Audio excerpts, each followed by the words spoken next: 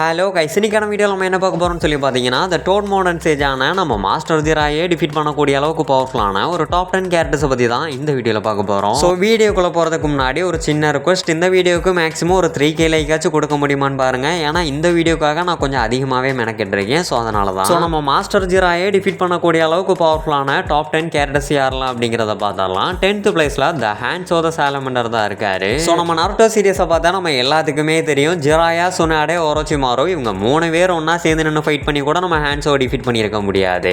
ஏன் இவங்க 3 பேத்துக்குமே த லெஜெண்டரி சானின் அப்படிங்கிற பேரை பட்டமாக கொடுத்ததே த ᴡᴄဃɪᴜ தான். ஸோ அப்படியாப்பட்ட நம்ம ஹேண்ட்ஸோவால் ஜிராயாவை டிஃபீட் பண்ண முடியுமா இல்லையான்னு கேட்டால் முடியும், ஆனால் முடியாது. என்னடா வளர்றே அப்படின்னு சொல்லி கேட்டிங்கன்னா அதுதான் இல்லை. ஏன்னா நம்ம ஜிராயா ஹேண்ட்ஸோ கூட ஃபைட் பண்ணும்போது நம்ம ஹேண்ட்ஸோ அவனோட ப்ரைமில் இருந்தான். ஆனால் நம்ம ஜிராயா அப்போ தான் படிப்படியாக மேலே ஏறிக்கிட்டு வந்தார். ஸோ அந்த டைமிங்கில் நம்ம ஜிராயா ஹேண்ட்ஸோ கூட ஃபைட் பண்ணியிருந்தாரு அப்படின்னா நம்ம ஜிராயாவால் ஹேண்ட்ஸோவை ஒன்றுமே பண்ணியிருக்க முடியாது. ஸோ அதுவே நம்ம பெயின் கூட ஃபைட் பண்ண ஜிராயை எடுத்துக்கிட்டிங்க அப்படின்னா ஹேண்ட்ஸோவை ரொம்பவே ஈஸியாக டிஃபீட் பண்ணிடுவார். ஏன்னா அந்த டைமிங்கில் நம்ம ஜிராயா ஃபுல் பவரில் இருந்திருப்பார். ஸோ 9th பிளேஸில் த ரெட் பீஸ்டான நம்ம மைட் காய் தான் இருக்கார். நம்ம எல்லாத்துக்குமே இருக்கிற ஒரு தாட் தான், நம்ம மைட் காய் மட்டும் 8th இன்னர் கேட் ஓப்பன் பண்ணிட்டார் அப்படின்னா நம்ம ஜிராயாவை ரொம்பவே ஈஸியாக டிஃபீட் பண்ணிடுவார் அப்படின்னு. ஸோ அது என்னதான் உண்மையாகவே இருந்தாலும் நம்ம 4 சைடில் இருந்து யோசிச்சு பார்த்தோம் அப்படின்னா அந்த எண்ணமே இல்லாமல் போயிடும். ஏன்னா நம்ம மைட் காயோட தைஜுட்சு எடுத்துக்கிட்டிங்க அப்படின்னா நருட்டோவிலேயே நம்ம மைட் காயோட தைஜுட்சு அடிச்சுக்கிறதுக்கு ஆளே இல்லை. ஏன்னா அவரு தான் தைஜுட்சுவோட கிங்கு. ஸோ அதுவே நீங்கள் நம்ம ஜிராயா சைடு வந்தீங்க அப்படின்னா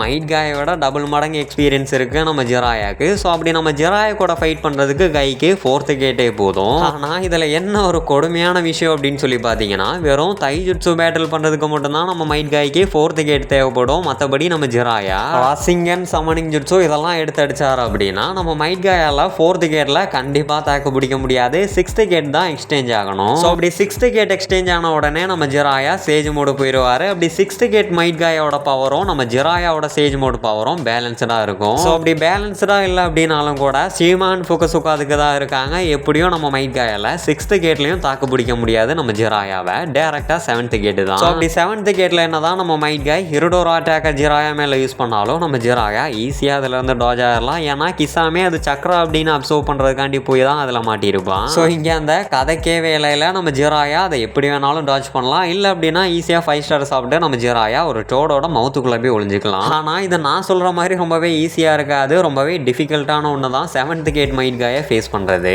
பட் இருந்தாலும் ஆப்போனன்ட் நம்ம ஜிராயாவில் கான்ஃபிடன்ஸ் இருக்கிறதால செய்யும். ஸோ ஸ்ட்ரைட்டாக நம்ம மைட் காய் 8th இன்னர் கேட் ஓப்பன் பண்ணி ஜிராயா கூட ஃபேஸ் டு ஃபேஸ் ஃபைட் பண்ணார் அப்படின்னா நம்ம ஜிராயா வைப் அவுட், அது கன்ஃபார்ம் தான். ஆனால் வைப் அவுட் பண்ண கையோட நம்ம மைட் காயும் வைப் அவுட் ஆகிடுவார். அதுதான் இங்கே ரொம்பவே கொடுமையான விஷயமே. ஸோ நம்ம மைட் காயால் 8th இன்னர் கேட் ஓப்பன் பண்ணாமல் நம்ம ஜிராயா கூட ஃபைட் பண்ண முடியாது. அதவா முடிஞ்சாலும் கூட நம்ம ஜிராயை டிஃபீட் பண்ணுறது அப்படிங்கிறது ரொம்பவே கஷ்டமான விஷயமும் கூட. ஆனால் இதில் என்ன ஒரு கஷ்டமான விஷயம் அப்படின்னு சொல்லி பார்த்தீங்கன்னா 8th இன்னர் கேட்லேருந்து நம்ம ஜிராய்க்கு தப்பிக்க ஏகப்பட்ட வழிகள் இருக்குது. ஆனால் நம்ம மைட் காய்க்கு தப்பிக்கணும் அப்படின்னா ஒரு 8th இன்னர் கேட்டை ஓப்பன் பண்ணாமல் இருக்கணும். ஸோ இது டாப் 10 லிஸ்ட் அப்படிங்கிறதுனால ஒவ்வொருத்தருக்கும் இந்த மாதிரி எக்ஸ்பிளனேஷன் கொடுக்க முடியாது. ஒவ்வொருத்தருக்கும் தனித்தனியாக தான் வீடியோ போடணும். ஸோ உங்களுக்கு யாருக்கு வேணும் அப்படின்னு சொல்லி கேளுங்க, நான் தனித்தனியாக வீடியோ போடுறேன். ஸோ இப்போதைக்கு இதை எவ்வளோ சுருக்கமாக முடிக்க முடியுமோ அவ்வளோ சுருக்கமாக முடிச்சிடறேன். ஆனால் இதில் உங்களுக்கு ஏகப்பட்ட டவுட் வரலாம். அந்த டவுட் எல்லாமே நான் தனித்தனி வீடியோ போடும்போது அதில் நான் கிளியர் பண்ணிடுறேன். ஸோ இனி நெக்ஸ்ட்டே நம்ம மதரா உச்சியாக தான் இருக்காரு. இதை ரொம்பவே சிம்பிளாக சொல்லணும் அப்படின்னா நம்ம மதராவோட ஜிராயாக்கு எக்ஸ்பீரியன்ஸ் கம்மி தான். ஆனால் மதராவோட கென்ஜுட்சுவாக இருக்கட்டும், ஷெரிங்கனாக இருக்கட்டும், ஃபயர் ஜுட்சுவாக இருக்கட்டும், இது எதுவுமே நம்ம ஜிராயா கிட்ட வேலைக்கே ஆகாது. கண்ணா நான் உனக்கு மேலே பெருசாக ஒன்று தூக்கி காமிக்கிறேன் அப்படிங்கிற மாதிரி அவர் ஒரு ஃபயர் ஸ்டைலில் போடுவார். அதுக்கு முன்னாடி மதராலாம் நிற்க கூட முடியாது. ஸோ இதில் நம்ம மதரா டபுள் எம்எஸ் வச்சு பர்ஃபெக்ட் சுசனோ போட்டோம் தான் நம்ம ஜிராயா என்ன பண்ணுவார் அப்படின்னு சொல்லி கேட்டிங்கன்னா சிம்பிளாக புதக்குழி தான். ஏன்னா வெறும் 30% பவரில் இருந்த நம்ம ஜிராயாவே orochimaruவோட பிக்கஸ்ட் சமனிங் ஸ்னேக்கை லாக் பண்ணியிருப்பாரு. ஸோ இதில் நம்ம ஜிராயா ஃபுல் பவரில் அதை யூஸ் பண்ணார் அப்படின்னா நம்ம மதரா ஏன்டா பர்ஃபெக்ட் சுசனோ போட்டோமே அப்படின்னு சொல்லி அழுகுவார். ஆனால் இதில் என்ன ஒரு ஹைலைட்டான விஷயம் அப்படின்னு சொல்லி கேட்டிங்கன்னா நம்ம மதரா அவரோட ஓன் பவரை யூஸ் பண்ணியெல்லாம் நம்ம ஜிராயை டிஃபீட் பண்ண முடியாது. ஹஷிராமா செல்ஸ் இருந்தால் கண்டிப்பாக முடியும். ஆனால் அதுவே கொஞ்சம் கஷ்டம் தான். ஸோ ஹஷிராமா செல்ஸ் மூலியமாக வந்தவொன்னு தான் இந்த ரினேகன். அப்படியாப்பட்ட ரினேகனுக்கு முன்னாடி நம்ம ஜிராயாவோட நின்ஜுட்சு வேணால் ஒர்க் ஆகாமல் போகலாம். ஆனால் கென்ஜுட்சு அப்படின்னு ஒன்று இருக்கு இல்லையா? ஸோ நான் பார்த்ததுலேயே ஒன் ஆஃப் த பெஸ்ட் கென்ஜுட்சுனா அதை நம்ம ஜிராயாவோட சவுண்டு கென்ஜுட்சு தான். அதை யூஸ் பண்ணி நம்ம மதராவை குழந்த மாதிரி தூங்க வைக்கலாம். சரி, இப்போ இந்த வீடியோவே நம்ம ஜிராயாவை டிஃபீட் பண்ணக்கூடிய கேரக்டர்ஸ் அப்படிங்கிற ஒரே ஒரு காரணத்தினால நம்ம மதரா ஜூபிடரா ஃபார்ம் எடுத்தா நம்ம ஜிராயா ஒன்றுமே பண்ண முடியாது. டேரக்டாக டெத்து தான். ஆனால் ஓன் பவர்ஸை யூஸ் பண்ணி ஃபைட் பண்ணால் யார் வின் பண்ணுவோம் அப்படிங்கிறத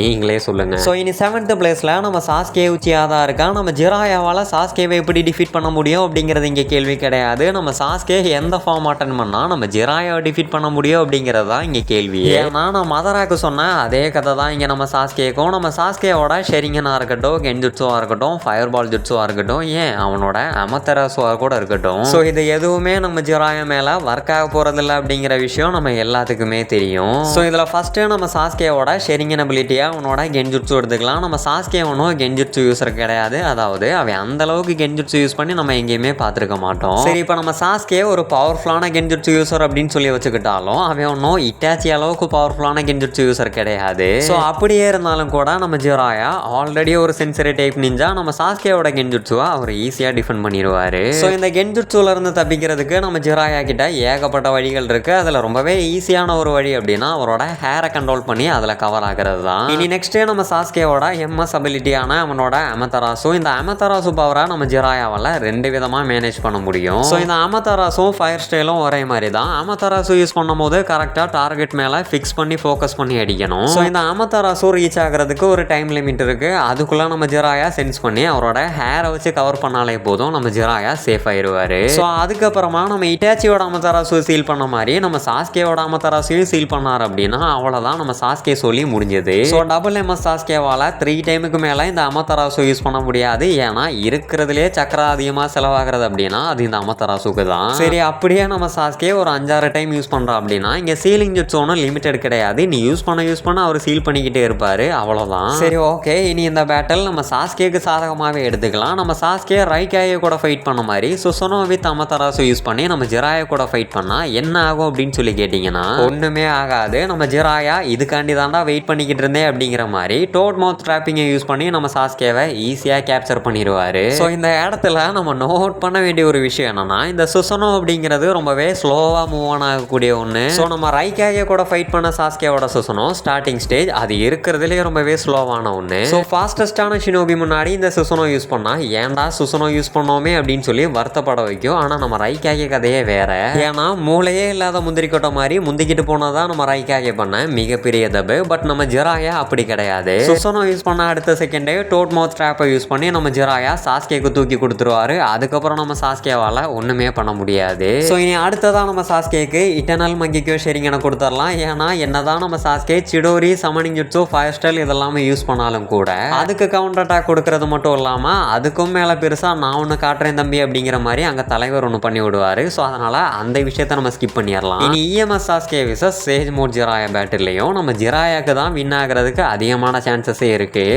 ஏன்னா முன்ன சொன்ன அதே பவர்ஸ் அண்ட் அபிலிட்டிஸ் தான் இஎம்எஸ் சாஸ்கேக்கும் இருக்குது. என்ன ஒரு ப்ளஸ் பாயிண்ட்னா அதை விட கொஞ்சம் அப்கிரேட் ஆயிருப்பான் நம்ம சாஸ்கே. ஸோ இஎம்எஸ் சாஸ்கேவோட பவர்ஸ் அண்ட் அபிலிட்டிஸ் என்ன அப்படின்னு சொல்லி கேட்டிங்கன்னா அவனால் second stage Susanoo and Amaterasu லிமிட்லெஸ்ஸாக யூஸ் பண்ண முடியும். பட் அதுக்குமே ஒரு லிமிட் இருக்கு. ஆனால் சேஜ் மோட் யூசர்ஸுக்கு அப்படி இல்லை. அவங்க நேச்சர்லேருந்து சக்கரா அப்சர்வ் பண்ணுறதுனால அவங்களோட சக்கரா ட்ரைன் ஆகிறதுக்கு வாய்ப்பே இல்லை. ஸோ அதுலேயும் நம்ம ஜிராயா ஒரு இன்பர்ஃபெக்ட் சேஜ் அப்படிங்கிறனால அவருக்கு நேச்சுரல் எனர்ஜி கேதர் பண்ணுறது ஷீமான் ஃபோக்கஸுக்கு தான். அதனால நம்ம ஜிராயாக்கு பிரச்சனையே இல்லை. ஸோ இப்படியே ஃபைட் பண்ணிக்கிட்டு இருந்தால் நம்ம சாஸ்கேவோட சக்கரா வேணால் ட்ரைன் ஆகலாம். ஆனால் நம்ம ஜிராயாவோட சக்கரா ட்ரைன் ஆகிறதுக்கு வாய்ப்பே இல்லை. So eternal Mangekyo Sharingan vs sage mode Jiraiya battle கண்டிப்பாக நம்ம ஜிராயா தான் வின் பண்ணுவார். ஸோ இதுக்கு இன்னும் நிறைய எக்ஸ்பிளனேஷன் கொடுக்கலாம் தான், ஆனால் வீடியோக்கு லென்த் அதிகமாகிரும். ஸோ இனி ஃபைனலாக sage of 6 path powers awaken பண்ண சாஸ்கே விசஸ் ஜிராயா அப்படிங்கிற ஒரு பேட்டில் நடந்துச்சுன்னா அதில் வேணால் நம்ம சாஸ்கே வின் பண்ணலாம். பாக்கி எல்லாத்துலேயுமே டவுட்டு தான். ஸோ இதில் ஒரு முக்கியமான விஷயம் என்னன்னா நம்ம மதராவோ இல்லை சாஸ்கேவோ இல்லை மைட்காயோ இவங்க யாருமே வீக்கர் கிடையாது.